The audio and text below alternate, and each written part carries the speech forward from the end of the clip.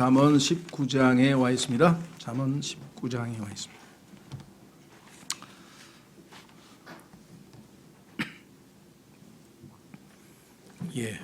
잠언 19장.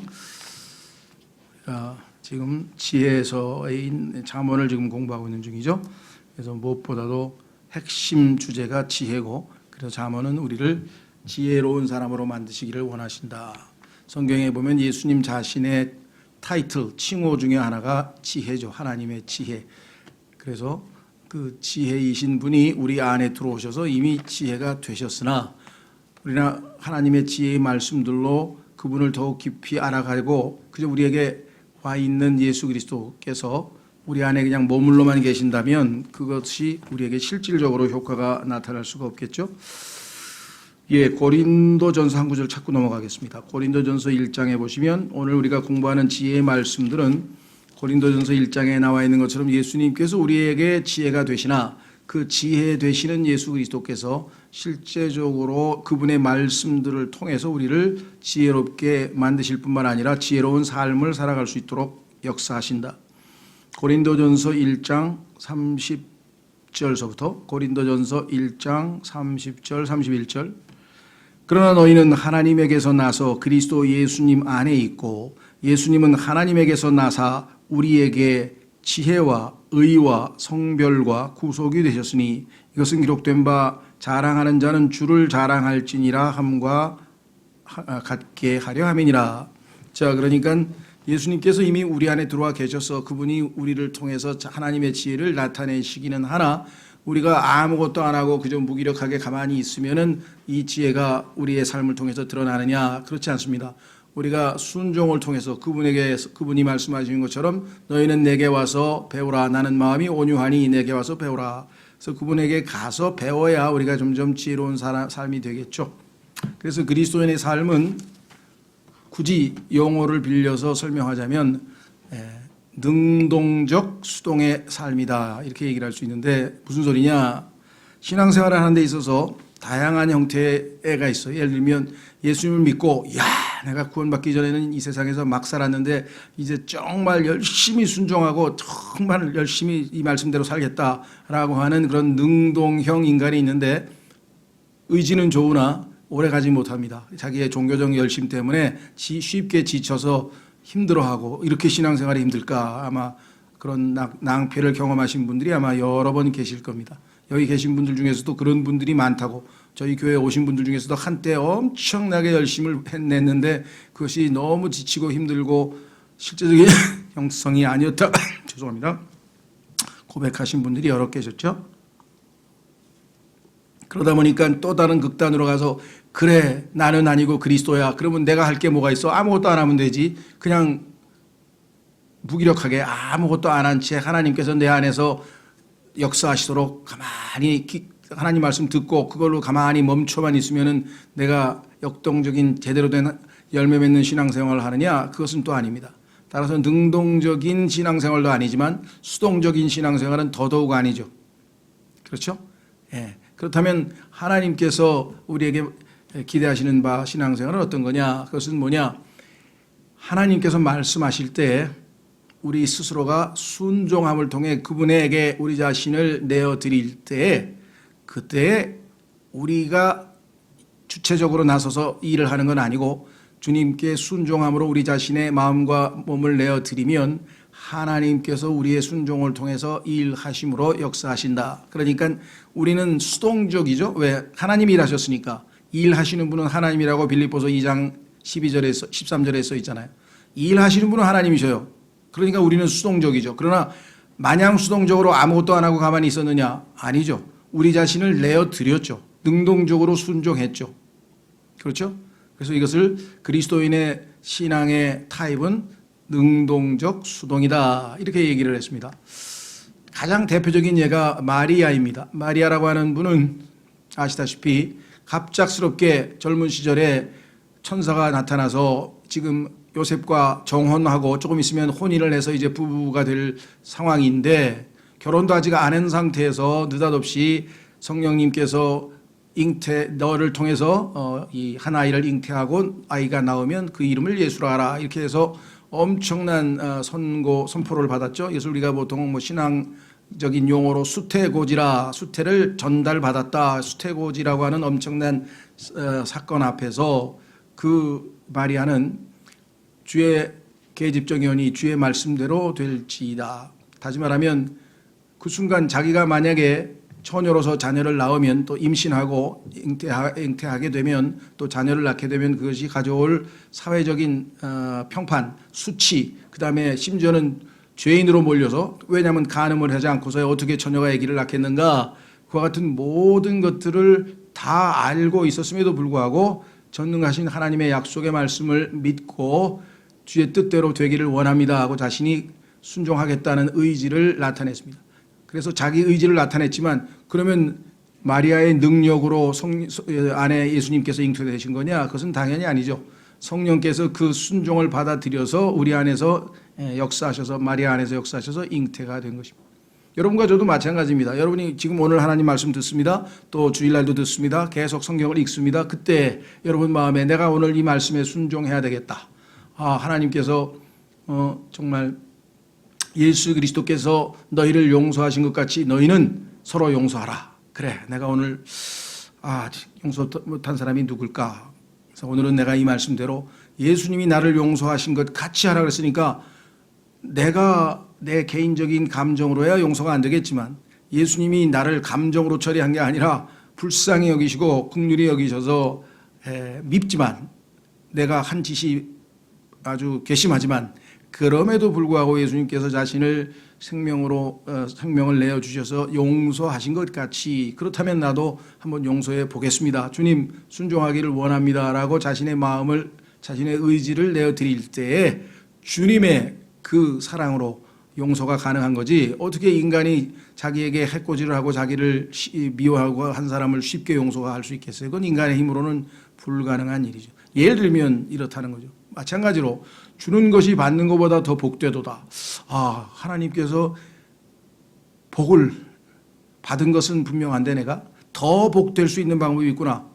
더 복될 수 있는 방법은 주는 것이라고 했는데, 그렇다면 예수님께서는 자신의 생명까지 내어주셔서 가장 복되신 분으로 이렇게 인정을 받으셨다면, 나도 주님의 길을 따르기 위해서 내가 줄 수 있는 사람이 누구일까? 이렇게 해서 자신이 한번 실천하겠다. 주님, 제가 누군가에게 줄 필요가 있는 사람이 있으면 알려주십시오. 제가 기꺼이 주겠습니다.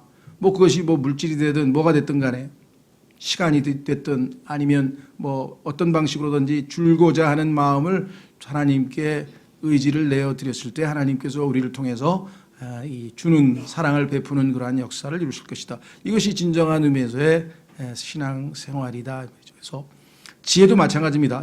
이제 잠언을 이렇게 오랫동안 배웠는데 내가 상당히 지혜로운 사람이 되어 있지 않을까는 아니고 방법은 알았어요. 그러나 우리 안에 계신 지혜 되신 주님께서 나에게 상황에 맞춰서 지혜를 내가 필요로 할 때, 주님, 주의 말씀들을 제가 믿었습니다. 들었습니다. 그 말씀을 믿고 주님께서 저를 통해서 그와 같은 지혜로운 삶을 살 수 있도록 역사해 주십시오. 이와 같은 거겠죠.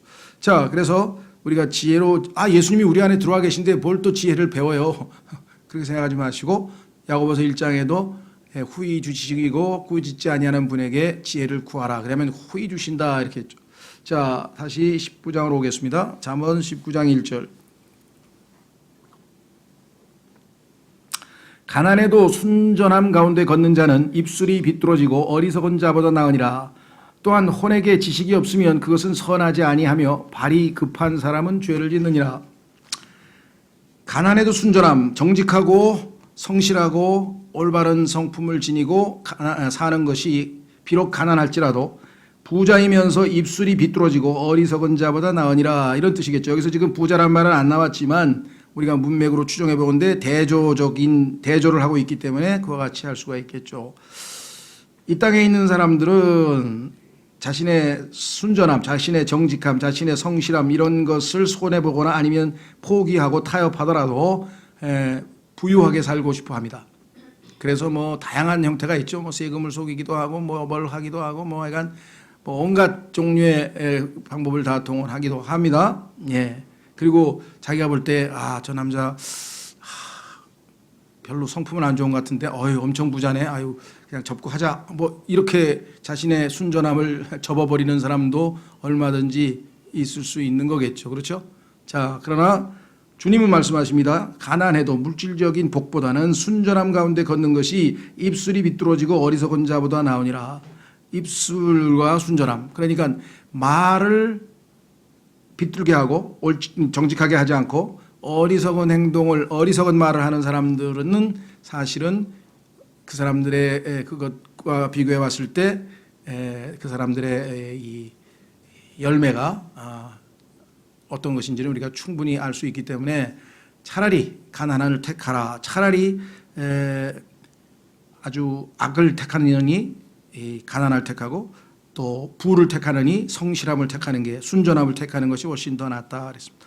성경에 보면 여기서 순전함이란 말은 욥의 성품에 해당됩니다. 하나님께서 욥이 어마어마한 타격을 받고 정말 딸 셋, 아들 7인가요? 다 죽고 난 다음에 하나님 앞에서 옷을 찢고 회개하면서 했던 그 고백을 보고 하나님께서 이와 같이 까닭없이 어마어마한 고난을 당했는데도 불구하고 욥은 자신의 순전함을 잃지 아니하였도다. 하나님께 원망을 하거나 또 아주 이 불같이 분노하거나 뭐 짜증을 내거나 아니면 뭐 저항하거나 이런 것 없이 하나님께서 주셨으니 하나님께서 가져가신다라는 믿음으로 그때 하나님의 평가가 뭐냐면 여기 나와 있는 것처럼 순전함을 잃지 아니하였도다.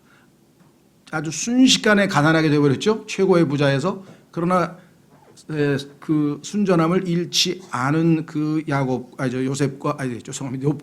욥의 세 친구들을 대조해 보면 욥의 세 친구들은 나중에 와서 비뚤어진 이야기를 하고 어리석은 짓을 저지른 것을 보면 대조해 보면 우리가 알 수가 있죠.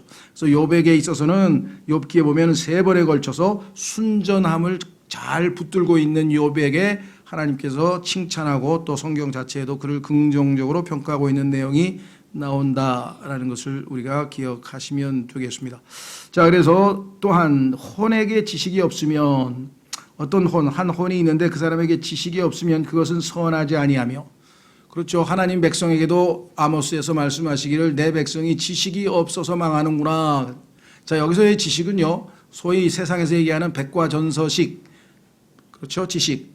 소위 말하면 인터넷에서 찾아낼 수 있는 서칭해서 찾아낼 수 있는 그러한 정보 그런 얘기하는 것 아닙니다. 그런 얘기가 아니라 성경에서 말씀하시는 참된 지식 하나님에 대한 지식을 얘기하는 거겠죠. 잠언 1장으로 가보겠습니다. 잠언을 기록한 목적 중에 하나가 뭐냐면 우리로 하여금 그와 같은 지식을 얻게 하려 함이라. 그렇죠. 잠언의 기록 목적에 보면은요. 잠언의 기록 목적을 보면 1장 1절에 이렇게 써 있습니다. 이 목적대로 성취가 돼야 되겠죠. 다윗의 아들 이스라엘 왕 솔로몬의 잠언이라. 이것은 지혜와 훈계를 알게 하며 명철의 말씀들을 파악하게 하고 지혜와 정의와 판단의 공의와 공평의 훈계를 받게 하며 그 다음에 단순한 자에게 민감함을 주고 젊은 자에게 지식과 분별을 주기 위한 것이니. 젊은 사람들이 하나님에 대해서 알지 못하고 인생에 대해서 제대로 알지 못하고 인간들에 대한 분별력이 약하고 그래서 그들에게 지식을 주기 위해서 잠언을 가르치려고 한다. 5절 지혜로운 자는 듣고 학식을 더할 것이요 명철한 자는 지혜로운 공거들을 얻어서 잠언과 해석과 지혜로운 자들의 말들과 그들의 은밀한 말들을 깨달을지니라. 여기 보면 5절에 학식을 더한다라고 분명하게 나와 있죠. 잘 배울 수 있다. 지식을 얻을 수 있다 그랬습니다. 이와 같은 지식을 이야기하는 거예요. 이런 것이 없는 사람은 당연히 어리석다. 그것은 not good, 좋지 않다. 하나님이 보시기에 좋지 않다 그러면 그건 굉장히 안 좋은 거죠. 뿐만 아니라 뒤에 보면 발이 급한 사람은 죄를 짓느니라. 죄를 짓는 사람들의 성품 또는 그 행동의 뒷면에 보면은 항상 조급함이 있다는 사실을 우리가 보게 됩니다. 그렇죠? 그래서 하나님의 뜻은 성경에 보니까 2가지가 있어요. 디모데전서 2장 4절로 가겠습니다. 이 땅에 있는 모든 인간에게 하나님의 뜻이 많이 있지만 그 많은 것 중에 첫 번째가 무엇이냐? 그것은 바로 디모데전서 2장 4절에 나와 있는 것입니다. 하나님께서는 디모데전서 2장 4절에 이렇게 이야기를 했습니다.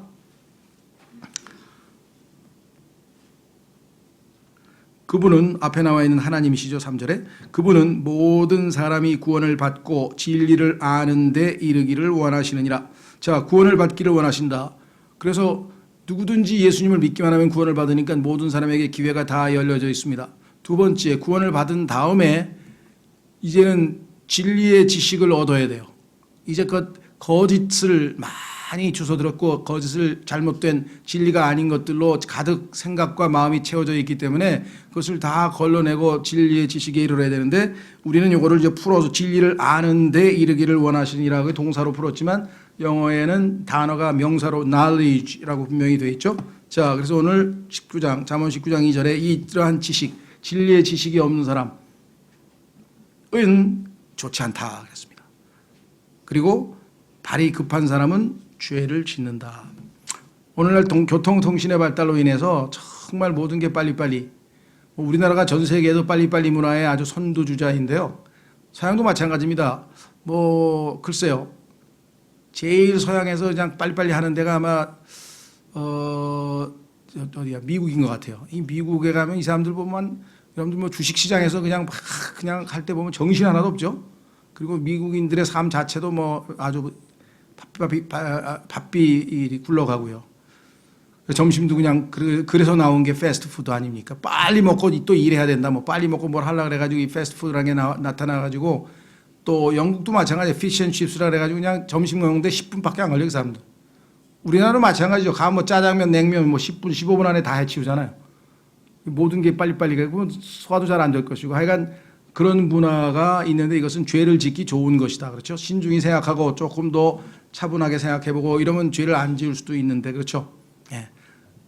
내가 아무리 가난해도 그렇지 도둑질을 해야 될까? 그것은 인간의 도리가 아니지 하고 좀 생각을 하면 섣불리 안 할 텐데 당장 급하다고 이렇게 조급하게 죄를 짓는, 성경에도 보면은 여호수아가 이 기브온이라고 하는 족속과 조급하게 언약을 체결함으로써 하나님께서 주신 그러한 약속을 어기게 되는 일이 벌어지게 된 것을 우리가 보게 되고요. 그 외에도 성경에서 보면은 조급하게 굴어서 이 죄를 짓는 내용들이 성경에도 자주 등장하고 제일 대표적인 경우도 탕자도 마찬가지죠.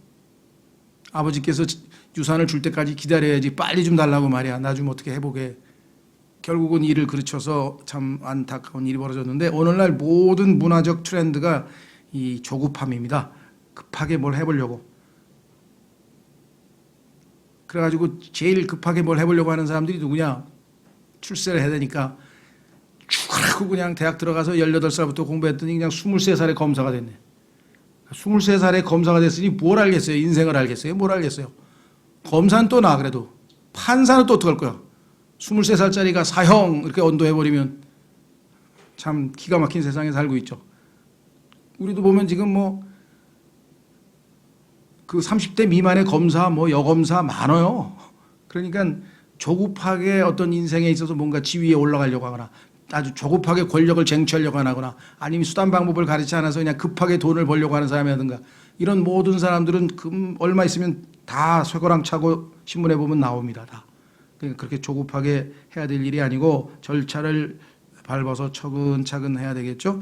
아마 요즘에 그래서 모르겠어요. 반성하는 뜻에서 그랬는지는 잘 모르겠는데 사람들이 급하게 먹어서 체하고 급하게 일을 저질러서 그치고 급하게 먹어서 또 비만도 되고 하여간 등등등등. 그래서 어떻게 했어요? 모든 걸 좀 템포를 늦춰보자. 그래서 슬로우 푸드라고 하는 게 나와 있어요. 지금 슬로우 푸드. 천천히 음식을 만들어서 천천히 먹고 좀 어떤 즐기면서 좀 살아보자. 그 다음에 슬로우 시티. 하여간 모든 게 느긋하게 차도 없어 그냥 자전거나 아니면 걸어가거나 이렇게 해서 슬로우 시티가 나와 있고요. 이런 것을 총괄해서 슬로우 라이프라 해서 슬로우 라이프가 오늘날 아주 좀 똑똑한 사람들의 삶의 트렌드가 됐어요. 슬로우 라이프라 해야 되는데 차근 산책도 하고 그렇죠. 책도 읽고 박물관도 가고 예를 들면 죽어라고 막 일하고 밥 먹고 또 자고 또 일하고 밥 먹고 야식 먹고 또 일하고 잘하고 그냥 막 정신없이 돌아가는 이런 게 아니라는 거죠. 자, 어쨌거나 이간 말씀에 따르면 말이 급한 사람은 죄를 짓는다. 사람의 어리석음이 그의 길을 굽게 하고는 그의 마음이 주를 향해 안달하느니라. 자기가 어리석은 짓을 해서 잘못된 방식을 사용해서 일을 다 그르쳐 놨는데 망가지니까 뭐예요? 사업을 그냥 이건 될 거야 하고 막 온갖 사람 친구들 불러다 막 투자시키고 막 와다다다다 해가지고 다 해놓는데 망가지니까 그 다음에 한다는 소리가 뭐야? 주여, 제가 이게 석 달 기도하고 있는데 이게 기도가 어떻게 응답이 된 겁니까? 그러면서 또 뭐 원망한 하나님 앞에 하는 사람 있어요? 하여간 그리스도인이라고 하는 사람들도 전부 다 보면 자기가 어리석어가지고 다 뭡니까 저 길을 하나님이 가신 그 정도를 걷지 않고 삐뚤삐뚤하고 막 이상한 길로 가가지고 그런 짓을 해놓고서는 한다는 소리가 하나님 탓을 하는 사람들이 얼마나 많은지 뭐 우리 자신도 예외가 아니겠죠. 그런 사람들 중에서 제일 대표적인 사람들이 칼빈주의자들인데요. 이 사람들 그냥 뭐든지 다 하나님 뜻이라는 거예요. 하나님 뜻. 다 정해져 있었다고 생각을 하는 사람들이 있습니다. 그렇죠? 예. 주로 또 간접적으로 하죠. 하나님에게 직접 안 하고 싹 돌려가지고 예를 들면 하나님께서 저에게 주신 그 여자가 먹으라 그래서 먹은 거 아닙니까? 제가 뭐 달리 먹었습니까?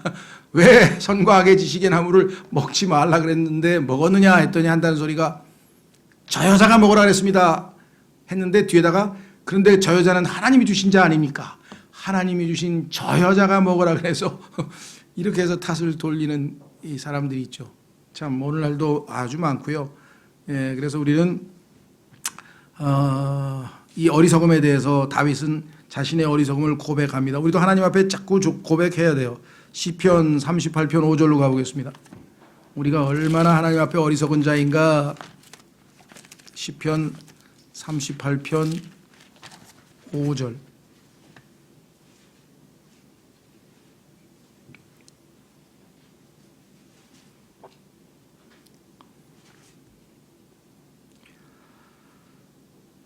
자기 탓을 하잖아요. 자, 저기 다윗은 시편 38편 5절 내 어리석음으로 인하여 내 상처들이 악취를 내며 썩었나이다. 이렇게 자신의 어리석음을 고백했고요.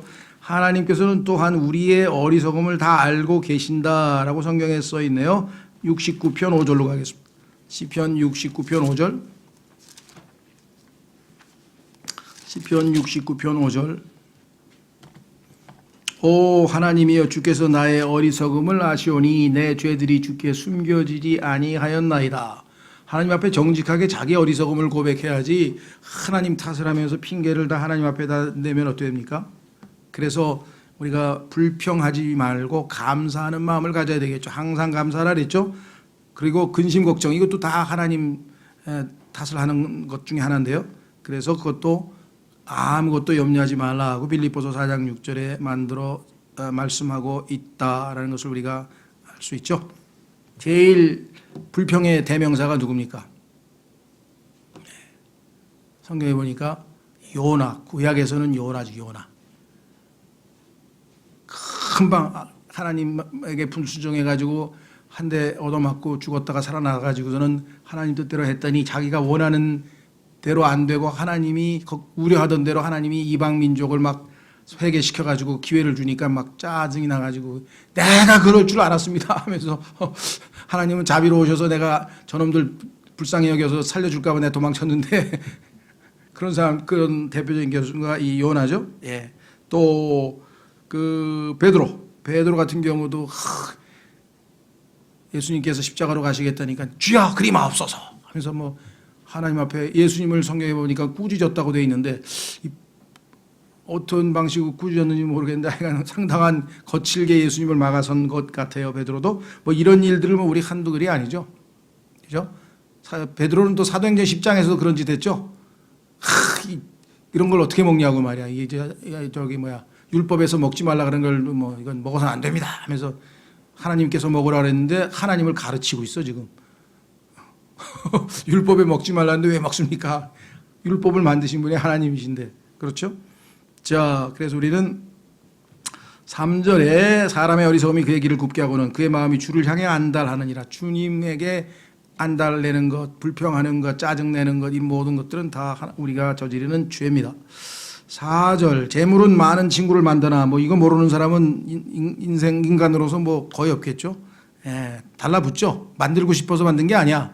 이 사람들은 여러분을 찾아온 게 아니야. 내가 부자면 날 찾아오는 게 아니에요. 내가 소유하고 있는 재물을 찾아서 온 거예요. 여기 써 있잖아요. 부자가 친구를 많이 만든다고 하는데 이거 재물이라 돼요. 재물. 그렇죠. 그러니까 재물이 만든 친구는요. 재물이 떨어지면 다 날아가는 거예요. 재물은 많은 친구를 만나나 가난한 자는 자기 이웃으로부터 격리되느니라. 그렇습니다. 가난한 사람들하고 같이 지내면은 아유 저 친구 나한테 돈꼴 오면 어떡하지? 아유 또 어떡하지? 막 계속 부담이 되니까 슬슬 피하죠. 슬슬 피하는 거예요. 그건 인지상정이에요. 다만 그리스도인들에게 있어서는 하나님께서 말씀하신 가난한 사람들에 대해서 어떤 태도를 취해야 되느냐 한번 확인해 보겠습니다. 세상 사람들은 그렇다고 치고 14장 20절 14장 20절은 아까 이제 앞부분이죠. 한번 먼저 보겠습니다. 잠언 14장 20절 가난한 자는 자기 이웃에게도 미움을 받으나 부유한 자는 친구가 많으니라. 다음에 31절 가난한 사람을 학대하는 자는 그를 만드신 분을 모욕하되 그분을 공경하는 자는 가난한 사람에게 긍휼을 베푸시니. 성경에 보면 고린도후서에 예수님께서는 원래 부자셨다라고 되어 있는데 그 부자 되신 예수님께서 이 땅에 내려오실 때 가난하게 되셨다. 왜냐하면 가난한 우리를 부자가 되게 하기 위해서. 자, 이거 아주 상당히, 자, 예수님은 부자셨다. 영적으로든 물질적으로든 예수님은 부자셨죠. 이 땅에 내려오실 때 예수님께서는 가난하게 되셨다는, 영적으로 가난하게 되신 게 아니라 물질적으로 가난하게 되셔서 실제로 가난하게 사셨습니다. 그리고 가난한 자들, 그거는 영적으로 가난한 자들을 하늘에 있는 영적인 복을 주셔서 우리를 영적으로 부유하게 하셨다 그랬지. 아이 가만있어 봐. 예수님이 가난하게 되시고 내가 부자 되기 위해서 난 부자가 아닌데 그럼 어떻게 된 건가 성경이? 또 이런 사람들이 있어요. 그러니까 영적인 얘기를 하고 있는지 물질적인 얘기를 하고 있는지 잘 알아들으셔야죠. 잘못하면 니고데모가 됩니다. 예? 아니 뱃속으로 또 들어가요? 내가 어떻게 또 태어납니까? 우리가 생각할 때는 야 니고데모 수준이 저거밖에 안 되냐? 유대인의 최고 석학이라는데 여러분과 저는 지금 예수 그리스도의 지혜로 영적인 세계에 눈을 떠서 믿고 있으니까 지금 니고데모를 비웃을 처지가 됐지. 여러분이나 저나 전혀 뭘 어떻게 되겠어요? 여러분이나 저나 예수님 안 믿고 있는데 어떤 사람이 와서 너희는 반드시 다시 태어나야만 한다고 하시는 분의 그분 말씀을 너희는 이상히 여기지 말라라고 예수님이 말씀하셨는데 다시 태어나셨나요? 그럼 뭐라 그러겠어요? 어떤 사람은 말도 안 되는 소리 뭘 또 어떻게 다 태어납니까? 한번 태어나면 그만이지. 그런 정직한 사람이 있는가 하면 예 그렇죠. 마음을 쇄신하고 새롭게 출발하면서 또 자기 나름대로 그럴싸하게 갖다 붙여서 마치 정신개혁이라도 하는 것처럼 그 얘기 아니죠. 전혀 아닙니다. 죽어있던 영을 살리신다는 얘기인데 우리도 마찬가지죠. 영적으로 죽어있는 사람이 어떻게 영의 일을 알겠어요. 디모데전서 2장 얘기한 것처럼. 그래서 니고데모는 자기 딴에는 최고로 정직한 사람이에요. 저는 존경하는 거예요. 저는. 왜? 갖다 들러붙이면서 막 이상하게 아주 그럴싸하게 아는 척 안 하고 아니 무슨 소리요. 아니 어떻게 또 태어나 엄마 뱃속에 어떻게 또 들어가면 말이야 나보고 지금 나이가 몇 살인데. 그건 정직한 사람이죠. 그렇죠? 예, 그나마 정말 다행인 것 같아요. 그래서 아마 주님을 다시 만날 수 있는 기회가 있었던 모양인데 어쨌거나 이게 보시면 가난에 대해서 예수님께서는 분명하게 우리를 영적으로 풍성한 삶을 살게 하기 위해서 부유하게 하기 위해서 하셨다라고 말씀을 했습니다. 그래서 가난에 대해서 하나님께서는 가난한 자들에 대해서 특별히 우리에게 배려를 요청하고 계신다 그랬습니다. 그렇죠? 자, 한 구절 찾아보고 이제 5절로 가겠습니다. 야고보서 1장.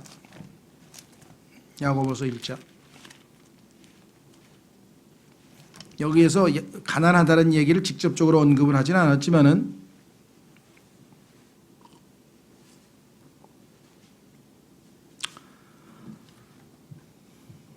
야고보서 1장 26절 너희 가운데 어떤 사람이 신앙심이 있어 보이되 신앙생활 잘한다고 굉장히 신앙이 좋다고 했는데 자기 혀를 제어하지 아니하고 자기 마음을 속이면 이 사람의 신앙 행위는 헛것이니라.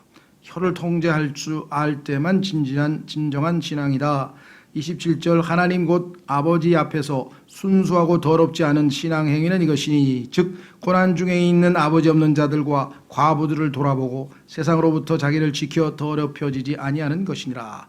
후자의 성별만 강조해서는 안 된다 이거죠. 성별도 있죠. 세상으로부터 더럽혀지지 않는 것 자기를 지켜 맞습니다. 그러나 그 앞서 적극적으로 수동적으로 자기를 지키는 것뿐만 아니라 적극적으로 누굴 도와야 됩니까? 돌아보는 됩니까? 고난 중에 있는 아버지 없는 자들 즉 고아와 과부들 즉 가난한 자들을 돌아보는 것이야말로 하나님 보시기에 가장 훌륭한 pure religion 순수한 종교다. 진정한 종교는 막 열심을 내고 막 땀 흘려서 뭐 하고 뭐 봉사하고 이것도 중요하지만 여기 나와 있는 것처럼 대인 관계에 있어서 어렵고 딱한 처지에 있는 특히 가난한 사람들을 돌아보는 것이 순수한 종교라고 성경은 분명하게 말씀을 했습니다. 그렇죠? 예. 뭐 하여간 제가 가끔 몇 번 얘기한 것 같은데 제 개인적으로는 그 누굽니까? 유시민이라는 사람을 별로는 안 좋아해요. 말투가 영 좀 싸가지가 없고 하여간 뭐 하여간 폼을 너무 잡고 하여간 해서 별로 안 좋아하는데 글 쓴 것도 보니까 뭐 그저 그래요. 근데 뭐 장점 다른 게 더 훌륭한 점 많겠죠. 근데 제가 인정하는 부분이 하나 있어요. 그 사람은 정직해요. 그래서 뭐라고 얘기했는가 하니 자기는 안티 기독교였다. 개독교. 그러니까 기독교를 아주 나쁘게 생각하는 반기독교적 사람이었는데 보건복지부 장관을 하면서 생각이 바뀌었다. 왜냐? 보건복지부 장관을 해서 보니까 사회 그 소위 말하면 단체들 중에서 어려운 사람 돕는 그러한 사회복지단체 80%에서 90%가 다 기독교 단체예요. 가톨릭 아니면 기독교예요. 그러니까 기독교 안에 기본적으로 가난하고 어려운 사람을 돕겠다고 하는 그런 기본 정신이 밑에 깔려 있어서 물론 그 중에는 뭐 착취도 하고 뭐 그다음에 뭐 기초 수당 받아가지고 자기가 착취하고 뭐 그다음에 또 별의별 희한한 신문에 나오는 뭐 PD 수첩에 나오는 등등의 부작용도 엄청 많지만 그런 사람들은 10% 20% 미만이고 실제로 한 90%는 다 애써서 봉사하려고 그런 일을 택했다는 거죠. 그래서 생각이 바뀌었다고 그렇게 얘기를 하더라고요. 그래서 이 사람은 굉장히 정직한 사람이다라는 생각이 좀 들었어요. 어쨌거나 여기 보시면 가난한 자는 대한 배려를 우리는 해야 된다. 5절 거짓 증인은 벌을 면하지 못하며 거짓말하는 자는 피하지 못하리라. 그렇습니다. 남 속이고 거짓말 해봐야 일시적으로 그것 때문에 덕을 보는지 모르지만요. 나중에 가면 거기에 대해서는 반드시 대가를 치릅니다. 정치인들도요. 예전에 보면은 다 거짓말했던 거 들통나가지고 지금 다 청문회에서 다 한번 난리 나고 그다음에 또 그냥 요즘 뭐 인터넷에서 다 뒤져가지고 별의별 게 다 나오잖아요. 그렇죠? 예. 9절 보세요. 9절에도 연결되어 있는데요. 거짓 증인은 벌을 면하지 못한다. 자, 그러니까 5절의 앞부분과 9절의 앞부분은 똑같죠. 거짓 증인은 벌을 면하지 못하며 그런데 뒷부분은 뭐라고 됐습니까? 거짓말을 하는 자는 망하리라. 그러니까 피하지 못한다는 게 멸망을 피하지 못한다는 뜻이네요. 5절에 보니까 성경을 해석하죠. 피하지 못한다. 멸망을 피하지 못한다. 뭐 역사적으로 순리대로 결국은 다 잘못된 짓을 한 사람은 나중에는 다 심판을 받죠. 그렇죠? 예, 그래서 사람들도 그러다가 너 천벌 받는다 뭐 이런 얘기도 하고 그래서 뭐 상식적으로 우리가 다 아는 얘기고 뭐 이게 뭐 무슨 뭐 신과 함께인가 무슨 이상한 희한한 영화를 만들어 가지고 이런 내용 비슷하게 해서 다시 다 인과응보로 벌 받는 얘기들이 나와서 글쎄요. 저는 뭐 그걸 처음부터 끝까지 본 게 아니라 뭐 중간에만 10분 정도 본 것 같아서 이게 뭐 정확한 내용을 잘 모르겠습니다만 어쨌거나 그래도 하여간 뭐 인과응보라든가 징벌 그렇죠? 에 대한 내용이라고 들었어요. 그래서 그것이 일차적으로 틀린 말은 아니다.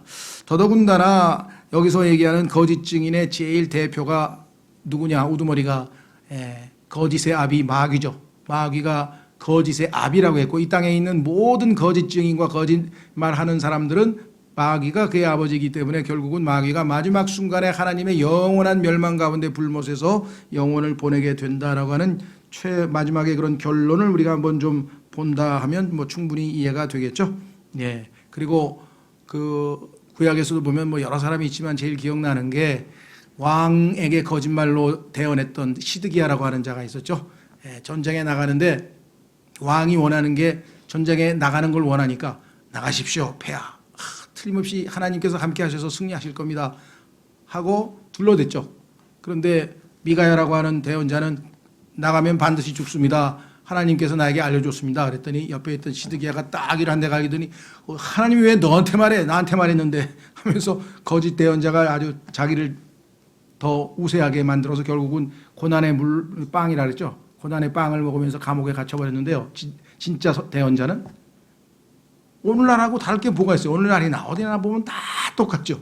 결국은 가짜가 거짓 왕자에게 거지가 왕자 노릇하다 나중에 들통이 나게 되는 게 마지막에는 다 그래도 하나님께서 의롭게 심판한다고 계시록에 나와 있죠. 의로 심판하시는 주님이 지상에 내려오실 것이기 때문에 여러분들 억울해할 거 없습니다. 결국은 나중에 다 들통이 나게 되어 있습니다. 그래서 거짓말하는 자는 결국은 멸망을 피하지 못한다라고 분명하게 말씀을 했습니다. 그렇죠? 자, 6절 많은 사람이 통치자의 호의를 간청할 것이요. 여기 보면은 5절과 6절이 좀 연관이 되어 있는데요. 거짓 증인 중에서는 통치자들한테 가가지고 막 거짓말로 이러면서 막 뭐라고 해야 되나 옛날에는 그걸 알랑방구라 그랬는데 막 이래가지고선 어떻게든지 좀 떡고물이라도 하나 좀 뜯어 먹어보려고 애를 쓰는 그런 간신배들이 뭐 허다했다는 것을 우리가 잘 알고 있죠. 예, 그뿐만 아니라 여기 나와 있는 것처럼 선물을 주는 자에게는 모든 사람이 친구가 되느니라. 그렇습니다. 여러분들이 베풀어 보십시오. 친구 다 되죠. 그렇죠? 그래서 이용을 하는 거죠. 예.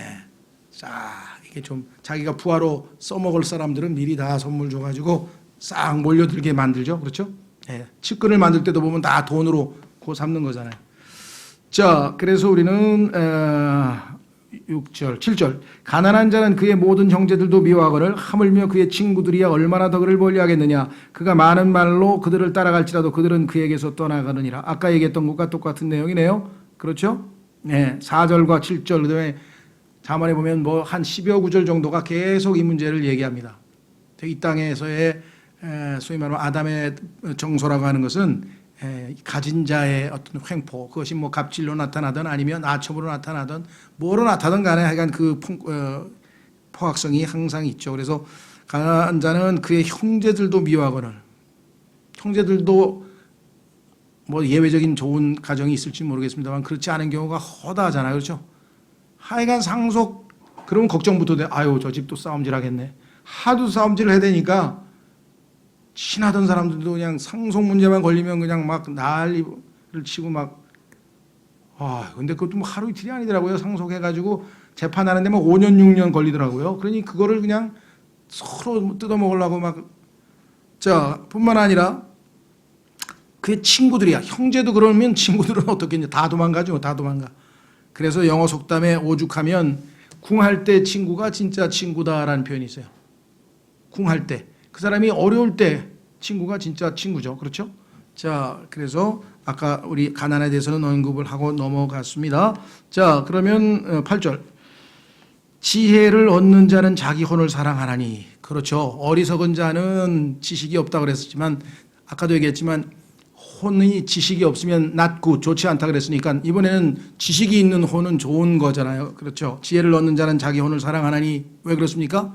구원을 얻잖아요. 우리가 예수 그리스도가 누구이신지 알았습니다. 그분이 나의 구원자이시오. 그분이 나의 대속자이시오. 그래서 그분을 영접하고 주님으로 구원자로 영접해서 우리가 구원을 얻었는데 온 천하를 얻고도 자기 혼을 잃어버리면 무슨 유익이 있으리야 하고 말씀한 것처럼 진짜 자기 혼을 사랑하는 사람은 당연히 예수 그리스도 앞으로 나와야 되겠죠. 그게 지혜로운 사람이죠. 명철을 지키는 자는 좋은 것을 얻으리라. 그렇습니다. 하나님께서 주신 명철이 있는데 그 명철을 잘 지켜야지, 지키지 못하고 나중에 점점 소실해서 줄줄줄줄 구멍 뚫린 뭐 신발처럼 다 새버리면 어떻게 됩니까? 나중에 남는 게 없죠. 자, 솔로몬 같은 경우 초반에 하나님이 주신 지혜로 그 유명한 재판도 했죠.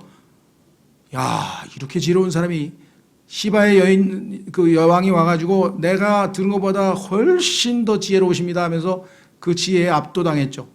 동양의 중국에서 셔먼 왕에게 지혜를 배워가고 서양에서 배워가고 그래서 이 세상에 나와 있는 지혜서 다시 말하면 뭐 노자 맹자 그다음에 사서 삼경 서양의 무슨 소크라테스 아리스토텔레스에서 그야말로 뭔가 지혜를 담고 있는 책들은 다 여기 나와 있는 솔로몬으로부터 다 가져간 겁니다. 그만큼 지혜의 원조가 되는 솔로몬이었는데 그 사람이 나중에 그냥 총기를 잃기 시작하더니 점점 읽더니 그냥 하나님이 하지 말라는 일은 다 하고 나중에 우상 숭배까지 하게 하면서 결국은 뭐예요? 헛되니 모든 것이 헛되도다. 그나마 그래도 쓰라린 경험을 바탕으로 해서 하나님께서 책이라도 하나 써놓고 죽었으니까 덜 헛된 거겠죠. 왜? 나같이 헛된 삶은 살지 말아라고 하나 써놨으니까 그나마 쓰임받았으니까 다행이긴 하나 정말 본인으로서는 얼마나 황당합니까? 그렇게 뜨겁게 하나님을 사랑해서 우리가 이제 공부하겠습니다마는 정말 솔로몬의 아가 사랑의 노래까지 짓고 하나님과의 친밀한 사랑을 노래하고 하나님의 지혜로 정말 그 대국 정말 어마어마한 뭐 은이 하찮은 것으로 여길 정도로 그 부국을 태평성대를 누리면서 통치하고 예를 들면은 뭐 소위 말하면 그 예술, 학문, 문화, 뭐 정치, 경제 모든 면에서 최고 인류 역사 최고봉을 이룬 그런 엄청난 제국을 이뤘던 사람이 그렇게 그냥 비참하게 마지막 헛되고 그러고 논문 하나 써놓고 죽었으니까 다 여기 나와 있잖아요. 지켜야 된다. 지키진 못했잖아요. 여기 써 있잖아요. 7, 8절 지혜를 얻는 자는 자기 혼을 사랑하나니 명철을 지키는 자는 좋은 것을 얻으리라. 지키지 못한 대표적인 경우 솔로몬. 믿음을 지키지 못한 사람 또 있어요. 성경에 보니까 바울이 얘기했는데 그렇죠? 그 파선 믿음에 관해서 파선한 사람에 대해서 디모데전서 1장에 보면은 또 잘 설명되어 있는 것을 우리가 보게 되고요. 그 다음에 또 누굽니까? 그 명철 지키지 못한 사람 제일 대표적인 발람. 자기가 하나님의 대언자라고 하면서 하나님이 주신 말씀을 전달해야 되는데 제대로 전달하지 아니하고 제멋대로 자기가 각색해서 필요한 얘기만 전달함으로써 결국은 총명 여기 나와 있는 명철을 잃어버린 대표적인 케이스가 나와 있습니다. 그렇죠? 자, 그래서 우리는 10절까지 하고 마치겠습니다. 10절 아까 9절을 했습니다. 5절하고 연결시켜서 즐거움은 어리석은 자에게 어울리지 아니하며 종이 통치자들을 다스리는 것은 훨씬 더 어울리지 아니하느니라. 자, 최근에 보면요, 뭐 요즘은 어쩐지 모르겠는데 얼마 전까지만 해도 정말 아주 뭐라 그럴까 그냥 보기가 좀 뭐라고 표현해야 되나 민망하다고 해야 되나 꼴불견이라고 해야 되나 이 농촌 지역에 소위 말하면 그 개발 붐이 일어나서 이제 토지가 용도 변경이 되고 하여간 막 논 팔고 뭐 해가지고 막 보상을 엄청 받은 사람들이 있었어요. 처음에는 이게 왜 이렇게 이상하다 싶은 게 가니까 그냥 다 막 농촌 할아버지 같은 그런 분들인데 다 막 대형차를 쫙쫙 끌고 다니더라고요. 야, 이거 왜 이렇게 돈이 많은 거야? 했더니 다 그 보상 받은 거야. 그리고 뭐 어딘가 딱 보면 좀 이렇게 티가 나잖아요. 좀 세련되게 좀 해야 되는데 전혀 세련되지 못했는데 돈은 엄청 쳐발랐어요. 여기다가 야, 저건 꼴이 아니다. 그 얘기예요, 지금. 그 얘기는 뭐냐면 종인데 종. 종이면 아예 어리석은 자인데 그 어리석은 자가 그냥 마치 그냥 뭔가를 향유하면서 뭐 대단히 막 그 사람들 앞에 자신을 과시하고 뭐 이런 거 있잖아요. 대표적인 사람이 르호보암인데요. 아버지 솔로몬에게 물려받은 그 대국을 갖다가 통치하는 데 있어서 이게 그릇이 너무 작아가지고 그걸 통치할 수 있는 여력이 없어. 권력과 부와 이 모든 것들을 다 그냥 그 일대에 말아먹어버렸어요. 그냥 깨끗하게 말아먹어가지고 12지파 중에서 10지파 날아가 버렸어요. 몇 퍼센트 남은 겁니까? 생각해 보세요. 그렇죠? 자격이 없는 사람이 그렇잖아요. 지금 평생에 그냥 농사만 짓던 양반들이 갑자기 돈을 지니까 뭐야 이게 막 좋은 차 타고 그다음에 뭐야 막 가서 뭐 화투나 치고 아니면 그냥 막 가가지고 막 그 뭐야 막 평생 안 먹던 그냥 그 뭐 비싼 위스키 막 먹고 그냥 온갖 그래서 야 성경에도 보면 그런 사람 또 있어요. 탕자.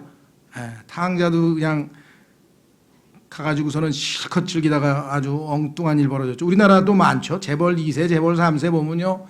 자격도 안 되고 뭐 도저히 그런데 그냥 아버지로부터 뭐 재산은 잔뜩 물러받아가지고 그 일대도 안 돼서 다 날려버린 사람들이 뭐 한두 사람입니까? 그렇죠. 그래서 즐거움은 어리석은 자에게 어울리지 않는다는 얘기는 여기서 즐거움은 그럼 뭐 어리석은 사람 만나 슬퍼하고 살라는 소리냐 그런 의미에서가 아니라 예를 들면 부와 권력과 이러한 모든 것들이 자기의 그릇에 맞게끔 가져야 되잖아요. 그래서 하나님께서 주신 만큼 향유하고 만족하면 되잖아요. 가진 것으로 만족하면 되는데 그런 쓸데없는 그런 것들을 키우는 사람들이 여로보암도 있고요. 그런 사람들 많습니다. 자, 두 구절 한번 확인하고 마치겠습니다.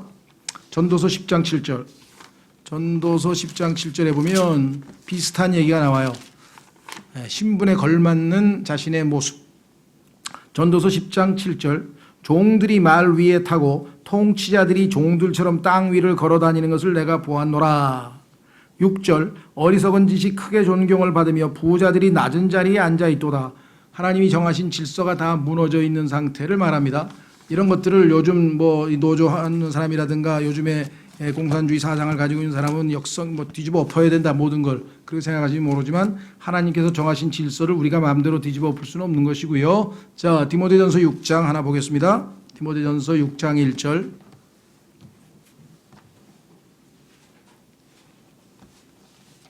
여러분들 귀족노조 아시죠? 요즘에 귀족노조 여기 딱 해당하는 귀족노조 열심히 일해서 그렇게 벌었으면은 정말 아주 이 지혜롭게 잘 사용하고 하지.